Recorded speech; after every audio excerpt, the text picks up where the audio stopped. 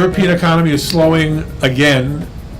Germany reported very terrible second Q results. So the whole recovery in Europe is now tremendously in doubt. So the headline of this thing is the worst really behind us. I don't think it's behind us. But we have Selwyn to let us know whether it is or isn't. Come on, Selwyn. Good morning, everybody. Thank you all for attending. I'm humbled by the size of the crowd, the enthusiasm of the responses, and I know they shut the doors here on Wednesday. A number of you are my personal guests, and I told you you could gate crash, and I'm thrilled to have you here as well. We've got a very big agenda and a very short time period, so I'm going to be moving fairly quickly through a macro view of where we are, and then a micro view of how you participate in what we believe is where we are. So the theme is gaining altitude. And when we look at the global economy, Europe, we think, is an exception to that. In the global economy, things are moving up, and specifically in the United States, you're going to be seeing why we're filled with enthusiasm about things that are about to happen and are already happening. And of course, everything I say is always couched in the fact that there could be a black swan or two coming along that we could derail things, but it won't be a fundamental shift. It'll just be a postponement. The forces that are in place are very powerful, inexorable, and will not be set aside by anything, and you'll see some of them.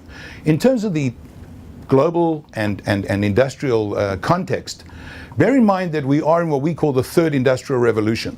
The first one was the invention of the steam engine, which I think you know about. The second one was the introduction of of electricity, which was a game changer. And the third industrial revolution was the silicon chip invention, and we're still in the early stages of that. It is impacting every aspect of life, business, commerce, healthcare. There is nothing that is unaffected by it, and part of our enthusiasm is couched in that background.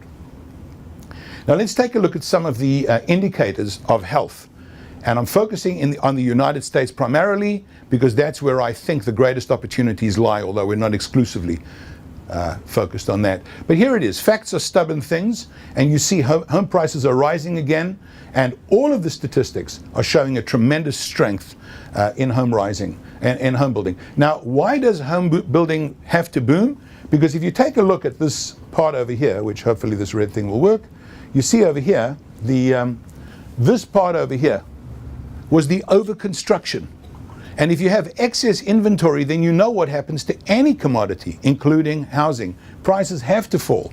And so the overconstruction in 2004, 5, 6, and 7 led to the collapse in 2008. But so long as we have underproduction of new housing units, we have to catch up because of housing formation. And so not only do we have evidence of it happening, which I showed you in the previous slide, but you see the reason why it has to happen. And housing, house building, home construction, home formation is a core generator of economic activity. It's also a measure of economic activity and health as well. Take a look at this game changer, which is the fracking explosion in the United States. Take a look at the oil production from Eagle Ford, which is one of the major ones, and from Bakken. Take a look at those numbers. These are extremely, extremely impressive numbers, and they have a huge impact on everything I'm about to talk about. All of these slides just support the fact that energy, natural gas, liquid natural gas, oil, are changing the entire economy of the United States and are resulting in, as you will see, onshoring, which is a word that was unheard of 3 or 4 years ago. Just to give you a sense of what the relative price differential is, we estimate that natural gas in the Chinese economy is we're about 1/5 of their price. Their price is about 5 times ours. In Europe, they're about 3 times ours. We're 1/3 the price of Europe. So you can see that heavy industrial manufacturing must come back and is coming back. Take a look at a short period. We just did a survey from January through March or April. Take a look at all of the manufacturing that's coming back into the United States. So it's all over. It's a huge, huge thing. The competitive advantage of China is declining significantly for many reasons, including the relative cost advantages of energy, but also productivity, largely fed by technology, robotics, and the silicon chip or technology revolution I alluded to earlier. Take a look at the increases in wages in China relative to the US, and you'll see what I'm talking about. The cost gap has plunged between China and the United States in terms of manufacturing. And so the US economy is back, big time. Now, it's not affecting Main Street, unfortunately, because there are some fundamental issues about how labor is employed, the use of robotics and technology, which ironically and sadly impacts employment. And so what you have is a two-speed economy. You have corporate America thriving, growing, doing really well, and Main Street suffering terribly. But we're off and running. And some of the reasons why are because 9 of the 10 top global brands are US brands. You'll recognize every one of them. People want to buy what we make. That's the bottom line. All around the world, they want to buy what we make. We own the brands. Take a look at all the Nobel Prizes that come to the United States. This is the seat of technology, of innovation. Take a look. These are powerful indicators of where we're headed. Now, I want to talk about some specifically interest rate and inflation related ideas. First of all, inflation is benign. There is virtually no inflation right now. And we're expecting very little inflation going forward. And I'm going to show you how you can find out what the market tells you. You see, people panic about vagueness and myth and anecdotal stuff. But there's actually a way to find out what's going on. And I'm going to show you right now in this slide. First of all, if you look at the top one, you'll see over here, we can tell what the market thinks inflation is likely to be. And here's how you do it. The 10-year Treasury currently pays 2.4%. You can also buy a 10-year Treasury that doesn't pay interest but just compensates you for inflation. That pays you 0.2% plus whatever inflation is expected to be. So we know, don't think, we don't project, we don't estimate, we know what the market thinks inflation is likely to be. It's the difference between the 2.4 and the 0.2. The difference is 2.2%. That's what the market tells you inflation is likely to be over the next 10 years. So for those of you who habitually drive down the road looking in the rearview mirror, which is what most investors do, not realizing that it's an early indicator of an impending catastrophe when you do that. But if you are willing not to drive down the road looking in the rearview mirror, you will see that inflation is benign and likely to stay benign indefinitely into the future. Not permanently, indefinitely into the future. So that's the first thing I want to set aside, the fears of inflation. Don't worry about it. Secondly, people think the market is overpriced. Now, there's no way to tell whether the market is overpriced because, if you look at the market over long periods of time, it keeps going up. Just to give you my own sense, I came to this country with a funny accent in 1977. And at that point, the Dow Jones was, anybody guess what the Dow Jones was when I came here in 1977? 862. Damn close, 850. Wow. Did you know that, or you just... Okay, very good guess, 850. Okay, you know what it is today? It's close to 17,000. And if you add the dividends on those stocks, that ever-changing group of stocks, we estimate you'd be over 18 or 19,000. And if you included small and mid-cap, you'd probably be well over 20,000 on your $850 investment. Okay. The problem is, for those of you who can't handle volatility, there were probably a dozen times over that period where the market collapsed. Collapsed. So what? So what? You want a plane ride that's turbulent, but will get you to a glorious destination, or you want to stay where you are? That's your choice. If I told you there was a plane ride that could get you to a glorious destination, guaranteed to arrive, but a lot of turbulence along the way, that's a very different story from staying where you are. Most people don't understand the difference between risk and volatility. I will submit to you that great equity investors understand that buying quality stocks is about experiencing volatility and no risk, as we define it. Risk being the possibility of permanent loss of capital. And I will distinguish because it's a key difference as you change your religion from one of the people out there who thinks that bonds are secure and stocks are risky. And they've got it absolutely wrong. It's the stocks that are secure and will grow over time. And the bonds that are not just risky, but assuredly will lose you money. Assuredly. Let's take a look and see why we don't think stocks are overvalued. We only are concerned with one issue when we deal with stock overvaluation, and that is looking at this. Take a look at the S&P earnings yield, which is the blue line, versus the 10-year Treasury, which is the red line. The earnings yield is significantly higher than the 10-year Treasury. Now, the long-term trend is more or less a one-to-one, with some aberrations now and then. But certainly you're not seeing in this gap over here where you're earning more than twice, almost 3 times. The S&P 500 is earning almost 3 times what the 10-year Treasury is giving. That is very high by historical standards. You can, and if you think as an owner, as Buffettologists do, and we think of ourselves as Buffettologists, we certainly drink his words, read everything he says, and follow him very closely. Buffett views himself as an investor in businesses, not somebody manically trading pieces of paper, worrying about what's going to happen tomorrow or the day after. You know, the great quote is, when you're a quality equity investor, it's like watching a man walk up the stairs with a yo-yo in his hand. And the choice you have is whether you're going to watch the yo-yo or the feet. And if that doesn't resonate, then you should probably leave. Now, therefore, with a benign inflation, low interest rates, and all the fundamentals providing a huge tailwind, we're expecting for a Goldilocks economy to continue. That's not perfect, not ideal, plenty of things wrong. But the tailwinds are significantly stronger than the headwinds. Let's talk about why we're bullish specifically now and how we think that intelligent people can and should participate. First of all, it's happy birthday time, not just mine. It's actually happy birthday for the S&P 500. Just a few months ago, it celebrated the 5th anniversary of the low point in 2008. And over that period, it went up 300% from its low.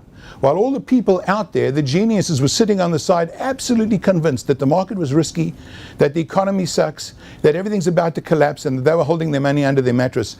And look how it cost them severely to be out of the market. Because the cost of being out of the market over long periods of time is infinitely higher than the gains, the possible losses of being in the market.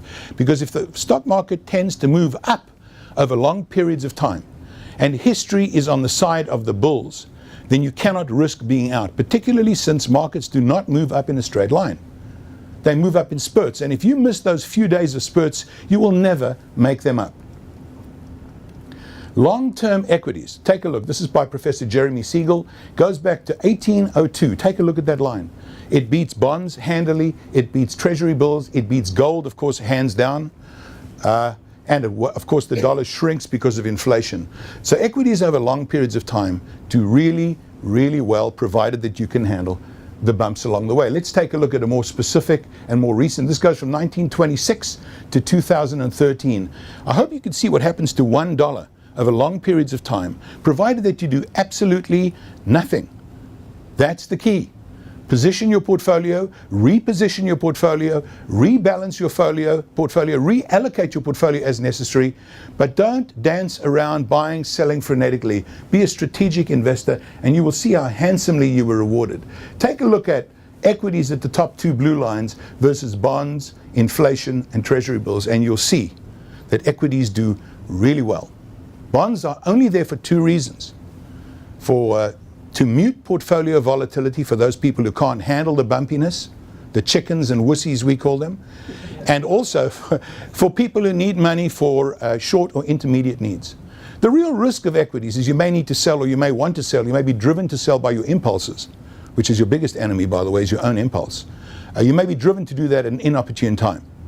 And if you're out of the market for the upswing, you obviously won't participate, and that will be a loss that is realized and represents manifest risk, not volatility. Here's every single downturn going back to 1926, all the way to 2013, and you'll see that in retrospect, every single downturn turned out to be nothing more than a pogo stick that bounced down and then bounced way up, way higher than it ever was. And you can see the length of every downturn, how long it took to get from peak to trough, and then the recovery, how long it took to get from trough to peak. And every one of these was way surpassed as the pogo stick jumped way up from its previous high point in the fullness of time, for those who were committed and understood how equity markets work. Just a statistic you might find interesting. The average length of a bull market is 108 months. The average length of a bear market is about 16 months. Most people don't think so, because the behavioral economics, the psychology of investing, tells us that people feel pain far more acutely than they experience the same amount of pleasure. So most people walking around think that bear markets are prevalent, common, and that in fact the market is pretty much even because the ups and the downs kind of weigh each other. Of course, that's simply not factual. This is the cost of what we call bad behavior. And I have some handouts at the end, you can pick them up, which talk about it. But bad behavior is simply the inability to suppress your urge. Because most people, we're all bred genetically from animals, from the wild kingdom. And in the wild kingdom, people basically animals herd together when they're feeling really comfortable and flee when they sense danger. So the flee mode, and if you ever go on safari, you'll see that. I'll come back to safari in just a moment. After all, I do come from South Africa. But the one thing you learn from the animals is they do exactly what does not work in the stock market. If you crowd around like animals do when they're feeling really comfortable and hang out with your buddies doing what they're doing, and then flee when you sense danger, you're probably going to be buying at the top and selling at the bottom, which is why most people have a terribly bad experience with the market, and I will show you in just a moment. But take a look at the cost of missing the best day, the best 5 days, the best 15 days, and so on. If you miss the best days, you'll never make them up. You can't afford to be out of the market for the risk that you'll miss these spurts that determine your whole portfolio performance. I want to talk about the real risks that you face. First of all, and these are real risks, not turbulence. Number one, market timing. Those people who believe they can pick the time to get in and get out. There's no evidence of anybody having a consistent ability to determine when to get in and when to get out. Stock picking. Absolutely no evidence that people can successfully pick stocks. If you think about how the pricing mechanism works, the pricing mechanism of the market takes all of the available, knowable, and known information, processes it through this machine called the market mechanism, and comes up with a price. And then you find people who are arrogant enough, stupid enough, or think you're stupid enough for you to believe that they can spot mispricings in the market. I will not even begin to tell you what I think of those people, except that I will generically refer to Wall Street as the red light district of Manhattan. Now, when we started saying that 8 years ago, people thought we were kind of kooks. Today, people don't think it's either funny or offensive. They know that it's the truth, because the Wall Street machine exists in a different orbit. And they're into the arrogance and the belief that you will believe them when they tell you that they have methodologies, systems, procedures, protocols to determine when stocks are underpriced. And I'm going to get back to that and show you how wrong they could be. The third mistake people make is they buy yesterday's winner. Now, for many, many complex reasons, including what's called reversion to the mean, which is the primary one, yesterday's winner is almost always tomorrow's loser. If you buy everything that did well yesterday, or last year, chances are you'll be picking the losers for next year. That's just the way it works, because of the cyclical nature of elements of the market. And I could show you tons of data on this. Everything I'm telling you is not original. Our job is not to generate original ideas, by the way. You're not going to hear anything from me that's original. Our job is to filter out what we call the noise from the news. And that's what I'm trying to bring you, is the real stuff. And finally, the excessive fees and charges. Now, John Bogle has a great quote. He says, "The magic of compound income is frequently offset by the tyranny of compound costs." And that's catastrophic for people. If you've got a partner who's sucking out 2 or 3% of your returns every year, there's no way you're going to get ahead of the game. That's just such a huge, huge impediment to performance, that the single thing you can control more than anything else is minimizing and controlling your fees. There are other things you can control. You can control your portfolio allocation. You can control your own bad behavior so you don't do stupid things. There are a lot of things you can control. You can control how your portfolio is allocated. That you can control. But the actual market you cannot control. You sit by and let it do its magic, which it does, and keep the costs and other fees low. Now, most of you have no idea what you're paying, because it's buried in fine print that you probably couldn't read unless you had a magnifying glass. And they call it multiple different things disclosed in multiple different places. There's no single place where they will tell you all the fees, costs, charges, management fees, sale charges, compliance charge. Every one of those is a different name, different label, disclosed in a different place. Many of them are buried deep under the net asset value. I have yet to meet a client who actually knew what they were paying, and who, when we lifted up the hood and told them, wasn't absolutely shocked to find out what they thought was a no-load fund was in fact a heavy fee charging account, and so on. And many of the constructed products, what we call the black box products of the Wall Street machine, are laden with fees and charges and costs which you will never find out about. Here's your bad behavior calculation, which I promised earlier. Over long periods of time, the index does somewhere between 9.5% and 11%. If you pick any of the major indexes, S&P 500, MSCI, Dow Jones, they all congregate at between 9.5%, 10%, roughly over long periods of time. Most individual investors earn 2.5%. You know why? Bad behavior. That's called the behavior gap. It's the difference between what the markets do and other people do. It's amazing to meet people who last year, 2013, the S&P 500 did 32%. Whichever index you picked would have done somewhere between 22 and 30% roughly. We had people coming in with 8%, 7%, 3%, and I'm saying, wow, that must have been difficult to achieve. Really difficult. You took a huge act of tenacity to actually manage to achieve low to mid single digits in a raging bull market. So, of course, bouts of panic and euphoria are really a gift to patient, astute investors. Don't worry about it. Don't watch the stock every day. The most dangerous thing you can do is keep watching your equities every day, because it's going to promote you to react to your impulse. And your impulse will always lead you astray. That's the problem. In everything else, people rely on intuition and impulse. In the stock market, you need to suppress it. It's your biggest single enemy aside from your stockbroker. Now, much more money has been lost by investors preparing for corrections or anticipating corrections than is ever lost in the corrections themselves. And those of you who talk to your friends now know that. They're all waiting for the correction. They waited for the last 8,000, 9,000 points on the Dow. Well, I stood here almost every month for the last 6 years and said, guys, the market is in a solid bull run. How many of you remember me saying that? Every month when anybody asked me a question, I said, and everybody who gave me a chance, I said, don't blink, stay buckled in, bumpy ride, turbulent destination ahead. A glorious destination ahead with lots of turbulence along the way. And so far I've been right for the last, I don't know how many thousand points on the Dow. And we're still there. Stay buckled in, bumpy ride ahead, assured arrival at the glorious destination called financial independence. That's the glorious destination, because the two sweetest words in the English language are passive income. Now let's talk about all the reasons why you should never invest in the stock market. From 1934 to 2013, we listed every single year a reason why you should not have invested. And believe me, every single year from 1934 until now, there's been a fantastic reason why the market looked terrible, and why the very worst thing you could do is to put your money into that risky lottery, Las Vegas style investing vehicle. But I'm going to give you one reason why you should have invested. Because had you invested in 1934 and ignored all the nonsense that I just showed you on the previous page, your $10,000 would have grown to over $28 million, while your friends were sitting there with no nails left at the end of their fingers, worrying about everything and keeping their money in bonds, which of course you know what $10,000 of bonds would buy today. Here's a little wisdom from our primordial angel. That's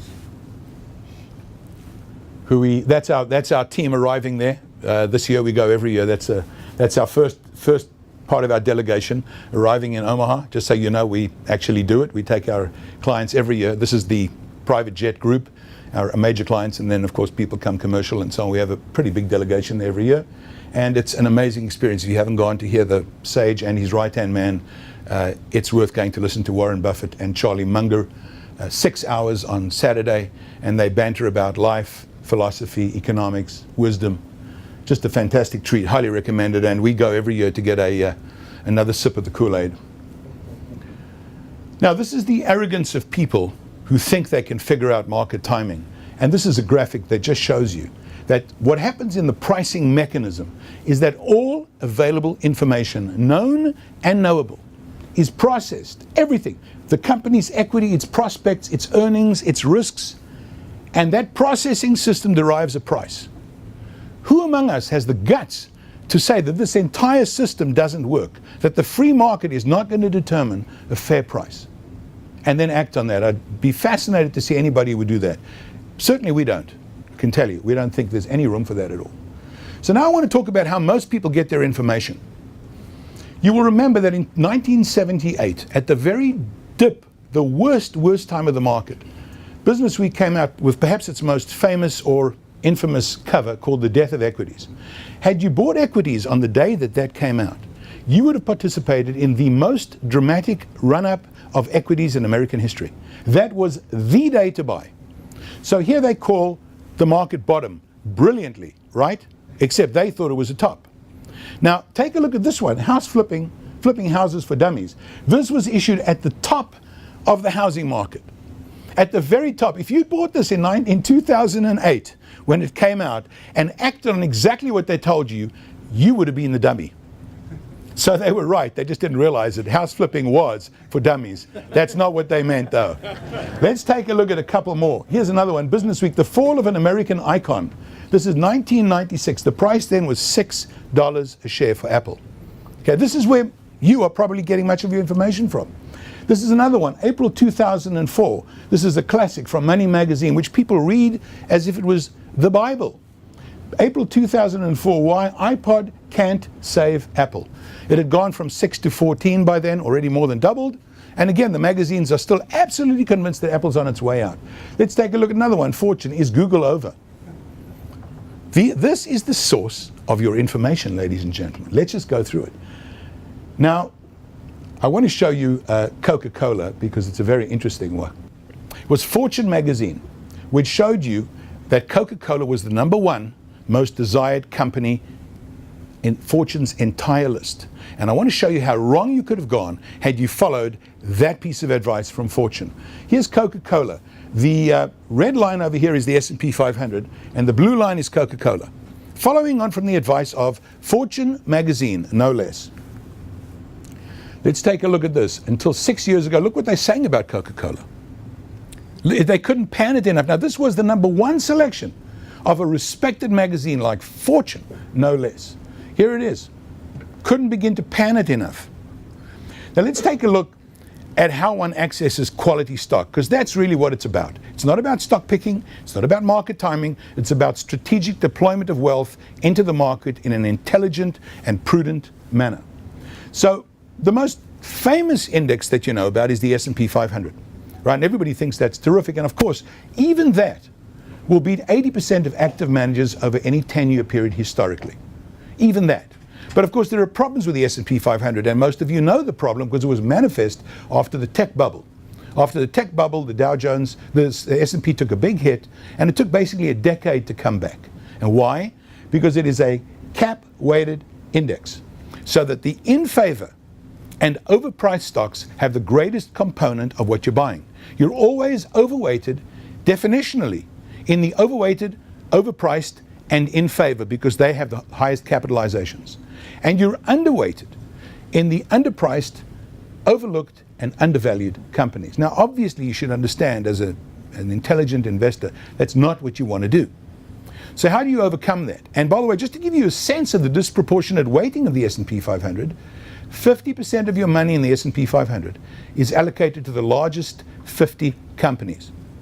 And the smallest 50 companies get around 2% of your money. So you're not so well diversified at all. Not only are you not well diversified, but you're most susceptible to the collapse of bubbles. And therefore, there are many other indexes that are created that we believe are significantly superior. By the way, one of the problems with the S&P 500 is that the components are selected by committee. And we don't have that much respect for individuals making stock selections, as you already know. It's a problem with the S&P 500. So there are, what I would suggest to you are better approaches to accessing great companies.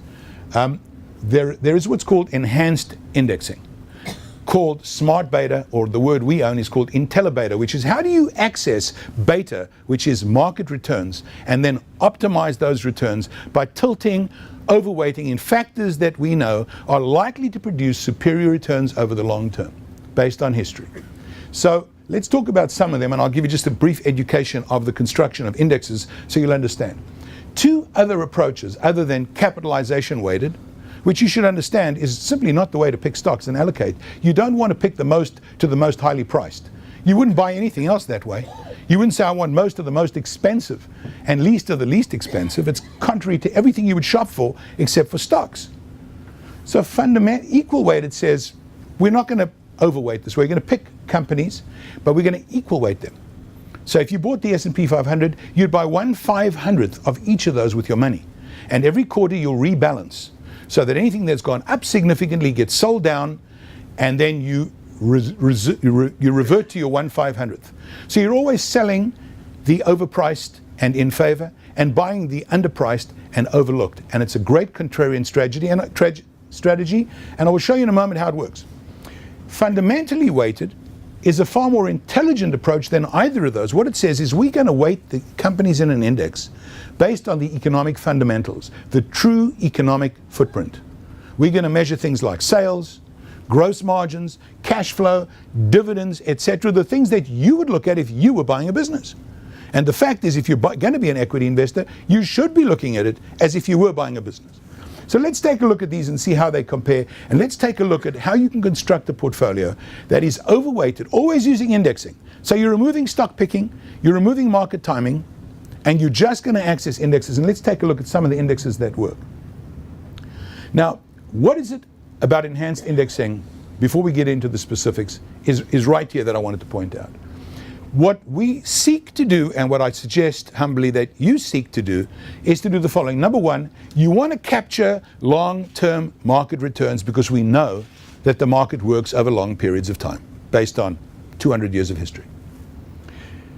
Now you want to enhance that return by tilting towards factors, overweighting towards factors that can show that they have, based on long-term trends and long-term analysis, that can tilt the portfolio towards factors that have historically delivered superior returns. And I'll give you some of those factors. Value stocks tend to outperform growth stocks over long periods of time. Smaller companies tend to outperform larger companies over long periods of time. Dividend payers tend to do very well. Quality companies, and the word moat. Now, Warren Buffett invented the word moat because he likes to buy companies that have economic moats around them, pretty much the way castles in Europe used to have moats around them. That means difficult for competitors to access your marketplace. So those are the kind of things we like to see. So let's take a look at some indexes and see how indexes are not created equal. So here's an example. Okay, this is called an equal weight versus a cap weighted S&P 500. You'll see that over this period, which is I think it's a 5-year period, 4-year period, went from 100% appreciation for the S&P 500, and the RSP, which happens to be an equal weighted index, went up 150%. That is an enormous difference, a 50% increase just by picking the right index. Take a look at this. This is the Barron's Index versus the S&P 500. Take a look at that. Huge difference. So you see over here that there is money sitting around that if you knew how to access superior indexes, you could do a whole lot better. This is fundamental indexing, which is the blue one, versus the Dow Jones and the S&P 500 over the same period. So you see, these are the kind of indexes that I was referring to earlier. Fundamental indexing, creating an index based on the economic fundamentals of the company you're buying. I told you previously that we're expecting and know that there is an industrial resurgence in the United States. You should therefore not be surprised to find that an index that is constructed solely of companies in the industrial sector has done significantly better than the S&P 500. Dividends.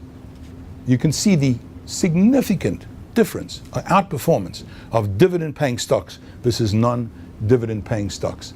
Here's the quantification of costs. Most clients who come into us are paying around 3%. We bring that way down. But take a look at what happens in the difference between those paying 3%, probably not aware of it, and those paying 1%. So take a look at what happens over long periods of time.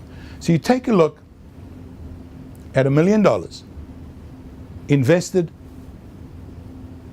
take a look, grows to 7.6 as opposed to 5.7 and 4.3. So you see that the costs also compound, the differential also compounds. This is a massive difference that you lose and you're not even aware of it. So if you didn't know better and you retire with $4 million in your account, little do you know that had you fired your Wall Street type and hired or done yourself the management in an appropriate way and cut out that additional level of fees, you could have had a significant amount of additional money. People are just not aware of that enough. As I said to you before, bonds are used for very restricted purposes. As the old movie said, there's the good, the bad, and the ugly. And I think you're all aware of that. Anybody who looks back 10 or 20 years and looks at what $1 million was worth then versus $1 million now, you know that although you don't feel it and you don't write out a check every year, you will be devastated over time by inflation. You just will. That's simply what bonds do. But yet people are out there thinking that bonds are secure. They are a guaranteed loser over long periods of time. They only have one role, which is short to intermediate needs, and for those who can't handle the volatility of markets. So they work in exactly the opposite time frames. That's where you put them together. You see, bonds are very good for the short term. If you need to have money for a wedding or a house purchase or some big expense 1, 2, 3, 4 years from now, that's what you use a bond for. For long-term portfolio wealth building, there's no place in a portfolio for bond for those who can handle the ups and the relatively minor downs over long periods of equities. Take a look. There are many quality companies that are paying higher dividends than their bond yields. So why would you pick a bond when you can get more money on equities as a dividend? So this is just a brief thing on us. Our focus is the long-term well-being of every client. Our methodology is all evidence-based. It's basically harnessing the science of capital markets. Nobel Prize-winning economics is all put to use. Our perspective is, of course, that everything in your investment life takes place within a financial plan, within a context of who you are, your goals, your needs, your fears. And uniquely, our wealth team, every single member is a CPA, a registered investment advisor, and a personal financial planner. So we think the tools necessary. Our lawyers make us put this up always. Not that anybody ever reads it, but the fact is, obviously, past performance is not indicative of likely future performance, and all the other stuff that you read at the bottom of everything that's put out. And that's the end. Thank you so much. It's been an honor to speak to you.